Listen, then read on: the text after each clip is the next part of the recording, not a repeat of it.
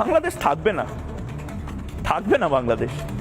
আমি বলছি না আজকে আমি চিৎকার করবো না। আমি হিন্দুত্ববাদী ও মৌলবাদের প্রশ্নে এবার মুখোমুখি হলেন ভারতীয় সাংবাদিক ময়ূখ রঞ্জন ও বাংলাদেশ অন্তর্বর্তীকালীন সরকারের প্রেস সচিব শফিকুল আলম। সোমবার ৩রা জানুয়ারি রাতে অনলাইনে এক প্রশ্নোত্তর পর্বে তাদের মধ্যে তীব্র আলোচনা হয়। ময়ূখ রঞ্জন ঘোষ মানেই বিনোদনে ভরপুর। সে কি সংবাদ বলছে, কেন বলছে, এর সততা কতটুকু, এসবের চেয়েও তার অঙ্গি ভঙ্গি, স্টুডিওতে লাফিয়ে চলা আর চিল্লানোটাই যেন বেশি উপভোগ করেন দর্শক। আগা নেই মাথা নেই হুটহাট আজগুবি সব তথ্য সামনে হাজির করেন ভারতীয় গণমাধ্যম রিপাবলিক বাংলার এই সাংবাদিক। বাংলাদেশ থাকবে না, দখল হবে চট্টগ্রাম, এমন সব উদ্ভট বক্তব্যের জন্য বাংলাদেশে ব্যাপক সমালোচিত তিনি। সোমবার রাতে তাদের জবাব চায় বাংলা টকশোতে লাইভ কানেক্ট করেন প্রধান উপদেষ্টা ডক্টর মোহাম্মদ ইউনূসের প্রেস সচিব শফিকুল আলমকে। অধীর আগ্রহ ছিল প্রেস সচিবের সঙ্গে কতটা চিল্লাপাল্লা আর উল্টাপাল্টা প্রশ্ন করেন ময়ূখ। এদিন ময়ূখকে বেশ শান্তই দেখা গেছে। প্রশ্ন করেছেন সেন্ট মার্টিন বিক্রি করা নিয়ে, ঢাকার সব হোটেল রেস্তোরাঁয় গরুর মাংস রাখা ইস্যুতে, এমনকি ডাস্টবিনে শেখ হাসিনার ছবি নিয়েও আলোচনা হয়। সেন্ট মার্টিন বিক্রি করে দেওয়া হয়েছে কিনা সরাসরি জানতে চাওয়া হয় প্রেস সচিব শফিকুল আলমের কাছে। তিনিও পরিষ্কার করেন